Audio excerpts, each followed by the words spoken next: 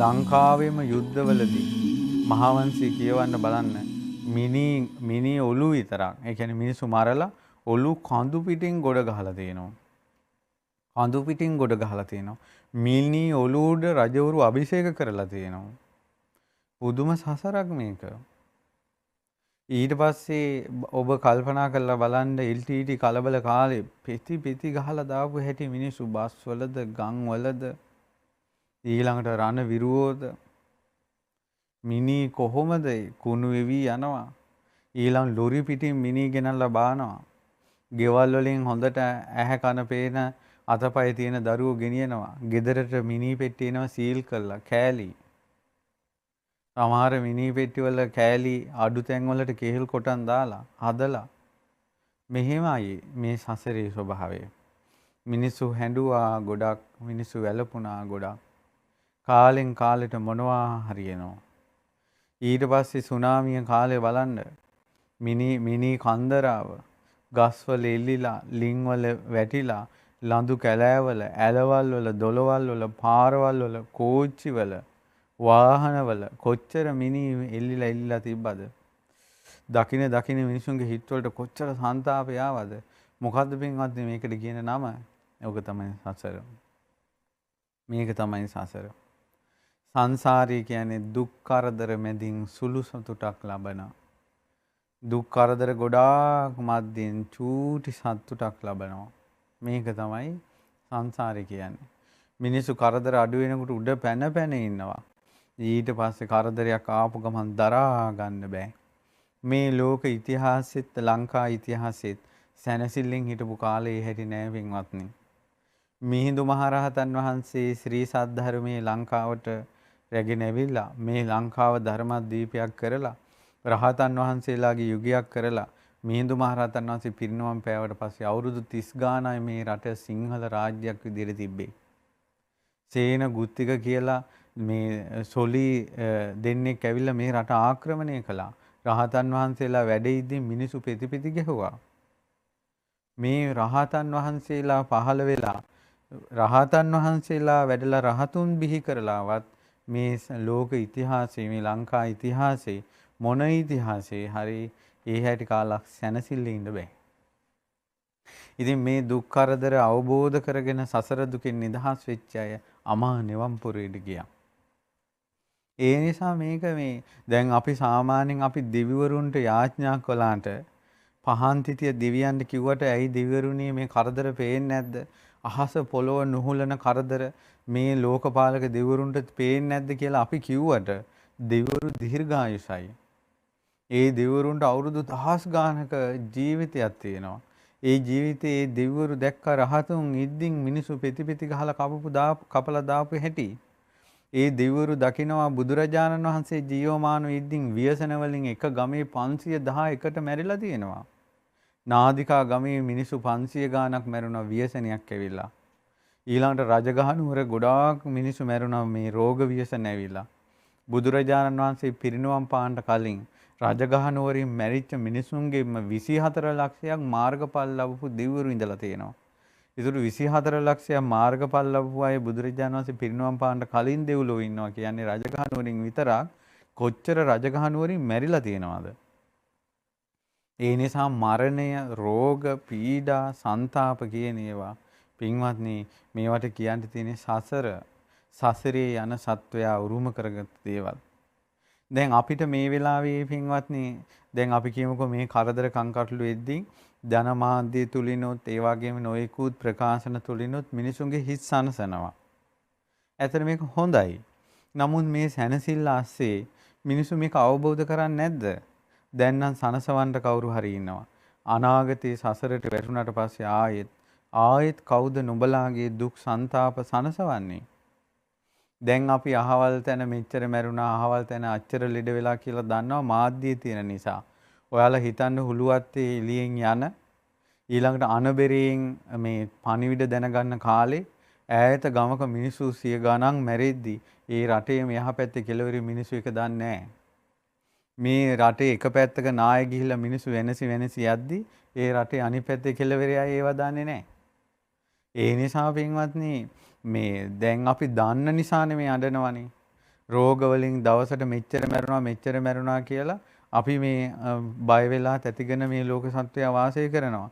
නමුත් ඔයාලා දන්නවද දවසට සිංහල මිනිස්සුම බඩේ දරුවෝ මරනවා 700ක් දවසට 700ක්.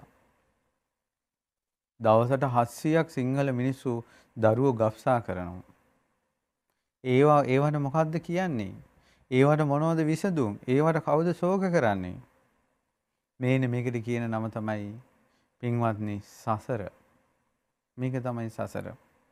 දවසට ඇක්සිඩන්ට් වලින් ලෝකේ මැරෙන සංඛ්‍යාව. ඒ නිසා මේ මැරි අතපය කැඩි සම්පූර්ණ අතපය ඔක්කොම කැඩිලා කඳක් විතරක් ඉතුරු වෙලා ජීවත් වෙන මිනිස්සු ඉන්නවා. අබ්බගාත වෙලා මිනිස්සු ජීවත් වෙනවා. අඳගොළු බිහිරි වෙලා මිනිස්සු ජීවත් වෙනවා. මේවට කියන නම පින්වත්නි සසර. ඊළඟට දැන් අපි චීනයේ මෙච්චර මැරුණා මෙච්චර ව්‍යසන වලටපත් වුණා වසංගත වලටපත් වුණා කියලා කියන. ඔය චීනයේ මිනිස්සුන්ගේ ගෙවල් වල මාළු ටැංකිය ඇති. ඔය මාළුන්ට කෑම දාන්නේ කවුද? ඔය මාළුන්ගේ ජීවිතවලට යන කලදසාව මොකද්ද? ඒතර උන්ගේ සසර. ඕස්ට්‍රේලියාවේ ගිනිගෙන පිච්චි මිනිස්සු දිව්වා. සතා සිව්පාවා අමු පන පිටින් පිච්චුණා. ඒවට මොකද්ද කියන නම? සසරනේ. චීනයේ මිනිස්සු කන්නේ නැති කෑමක් නැහැ. සතා සිව්පාවා මීයා පූසා බල්ලා වවුලා හැම එකම කනවා. මිනිස් මාංශත් කනවා. මව් කුසේ හැදෙන මේ මව් කලලේ දරු කලලේ තම්බලා කනවා චීනයේ මිනිස්සු. ඒකට මොකද්ද කියන්නේ? සසරනේ. මේවා කොහොමද නවත්තන්නේ මේ ඔක්කොම? මේ ඔක්කොම නවත්තන්නේ කොහොමද? කොහොමද සුවදායක ලෝකයක් හදන්නේ? සැනසිලිදායක ලෝකයක් කොහොමද මින්වත්නි හදන්නේ? මෙහෙම සසරක් නේ තියෙන්නේ. එකිනෙකා කරගත්ත කර්ම විඳවනවා. තව කට්ටිය කර්ම රැස් කරගෙනවා. පෙලක් අය විඳිද්දී පෙලක් අය රැස් කරගන්නවා. මේකම සසර. මොන ක්‍රමයකින් හරි ඔය දැන් වැඩි ඕනේ ලංකාවේ ගත්තොත් කාලිංග මාර්ග මේ ලංකාව ආක්‍රමණය කළා. බුද්ධ ආගමේ සිංහල මිනිසුන්ගේ අතප්පයක් කැපුවා. බුද්ධ ආගමේ සිංහල මිනිසු කාලිංග මාර්ගයේ කාලේ හිටියනම් එක්කෝ අතක් නැහැ එක්කෝ පයක් නැහැ. අතපය කපනවා. ඊට පස්සේ දැන් අර අපිට මුණ ගැහුණා මේ කන්තලේ පැත්තේ අම්මා කෙනෙක්. ඒ අම්මා දුක් විඳලා ඒ අම්මට මේ කොටි එච්චර වද දීලා මේ ඇඟේ තැන් වල කඩුවෙන් කපලා ඉල්ටි කියලා. හොඳයි ඉතින් තවත් ජීවත් වෙනවා. මෙහෙම සසරා. ඊළඟට 89 කලබලවලදී මේ තරුණ කොල්ලෝ කෙල්ලන්ට දුන්න වද ටික කොහමද? ටයර් වලින් පුච්චා ඔලු මේ පාරවල් හන්දියේ කනවල ඔලු කපලා ගහලා බිත්තියට තියලා එන ගහලා. ඒතර මේවා සසරනේ. කළු ජූලිය කාලේ කොහමද? ඒවා සසරනේ. සුද්දන්ගේ කාලේ කොහමද වෙඩි තිබ්බ හැටි? ඌව වෙල්ලැස්ස කැරැල්ලේදී ඌවේ මිනිස්සු විතරක් 30000ක් වෙඩි තියලා මල්ලා තියන සුද්දෝ. එතකොට පින්වත්නි මිනිස්සු මැරෙනවනේ. රෝගයකින් හරි, සතුරු වදුරකින් හරි, ඊට පස්සේ වතුරෙන් හරි, සුළඟින් හරි, නායෑමකින් හරි, මොකකින් හරි මේ මිනිසුන්ට වෙන ව්‍යසන මේවට කියන කෙටි නම තමයි සංසාරේ. මේ කාරණේනොත් තේරුම් ගන්න පින්වත්නි මේ සංසාරේ බියකරුයි කියලා. අපි මෙච්චර කාලයකට මේ බණහන අය අතර ඇති අවුරුදු 80 අය 70 60 50යි 40 ඒකට අවුරුදු 50ක් 40ක් 60ක් 70ක් මරණ වලින් බේරි ආවා. 70 ගණන් වල කරදර වලිනුත් බේරුණා, 80 ගණන් වල කරදරිනුත් බේරුණා, ඊළඟට බෝම්බ වලිනුත් බේරුණා, සුනාමි වලිනුත් බේරුණා, ඔක්කොගම බේරිලා කොරෝනා වලිනුත් බේරිලා අවසානයේ කොහොම හරි දිරලා හරි මැරිලා යනවා.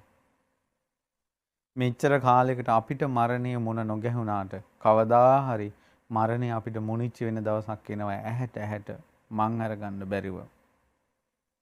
ඒ නිසා මේ සංසාරේ ඒ තරම් බියකරුයි. මිනිස්සු විදිහට මෙච්චර දුක්ඛ ශෝක සන්තාප විඳිනවනම් තිරිසන් සත්ව ලෝකේ කොච්චර දුක්ඛ සන්තාප ශෝක ඇතිද? කල්පනා කරලා බලන්න. ඊට පස්සේ මේ පෙනෙන ලෝකවල ඔහොම දුක්ඛ සන්තාප තියෙනවනම් පෙරේතයන්ගේ ලෝකේ പ്രേත ලෝකේ කොච්චර දුක්ඛ ශෝක සන්තාප තියෙනව ඇතිද? ඒ නිසා පින්වත්නි හොඳට කල්පනා කරන්න අපගේ තථාගත බුදුරජාණන් වහන්සේ මේ සංසාරේ බියකාරයි ගොඩාක් බියකරුයි කියලා වදාලා නම් බොහෝ දුක් සහිතයි කියලා වදාලා නම් ඒක ඒකාන්තයෙන්ම සත්‍යයක්. ඒකාන්තයෙන්ම සත්‍යයක් බුදුරජාණන් වහන්සේ වදාළ කාරණාව. මේ මිනිස්යාට ඒ හැටි කාලයක් සැනසෙල්ලේ ඉන්න බෑ. මොකක් හරි කරදරකම් කටළු වෙනවා. ඉතින් ඒ නිසා ඔබ දන්න කරුණු කාරණාත් හිතන්න ගම්වල මිනිසුන්ට වෙච්ච කරදර ඒ අනුවත් හිතන්න සංසාරේ බියකරුයි කියලා. නමුත් මිනිස්සු තමන්ගේ ජීවිතේට කරදරකම් කටළු එද්දි තමන්ට එන කරදරකම් කටළු දුකක් කියලා හිතනවා. නමුත් මිනිසුන්ට එන ඒවත් අනේ මේ මිනිසුන්ට වෙන දේවල් කියලා හිතනවා. නමුත් සංසාරේට තියෙන බය සසර බය නෑ. සසර බය නෑ. තමන්ගේ ප්‍රියමනාප එකම පුතා මැරුණාට පස්සේ අම්මලා පපුවේ අත් ගගා අඬනවා. අනේ ආයෙත් උඹ මගේ පුතා වෙයනින් කියලා. එතකොට කර්මයේ සකස් වෙලා තියෙන්නේ ඒ අම්මට දාව ඉපදිලා අඩු වයසෙන් මැරෙන්න නම් පුතා ආයෙත් අර අම්මා පැතුවේ ආයෙත් අඩු වයසෙන් දරුවා මැරෙන ජීවිතයක් පැතුවා. දරුවෝ නිසා දුක් විඳින අම්මලා ආයෙත් පතනවා අනේ උපන් ජීවිතේ දරුවෝ නම් එපා මං විඳින දුකට කියලා. ඊළඟට ආයෙ සංසාරේ ඉපදෙනවා දරුවෝ නැහැ. ඊට පස්සේ දරුවෝ නැති දුකට හැම තැනම ඇවිද ඒ ගින්න නිවා ගන්න බලනවා. පතන එකයි ඒ පතන එක ලැබුණාට පස්සේ විඳින දුකයි මේවා තමයි මේ සසරේ තියෙන්නේ. ඉතින් ඒ නිසා ඔය මම පොඩි කාරණා ටිකක් මේ දහම් වැඩසටහන ප්‍රවේශයක් විදිහට කිව්වේ. නමුත් බුදුරජාණන් වහන්සේගේ දේශනාව දිහා පොඩ්ඩක් බලන්න බුදුරජාණන් වහන්සේගේ බුද්ධ දේශනාව දිහා බලනකොට බුදුරජාණන් වහන්සේ තරම් ඔබ මමත් ඔබ කවුරුත් අපි සද්ධාවෙන් ඉන්නවා. බුදුරජාණන් වහන්සේ තරම් සසර ගැන දන්න කෙනෙක් තවත් ලෝකේ නැහැ.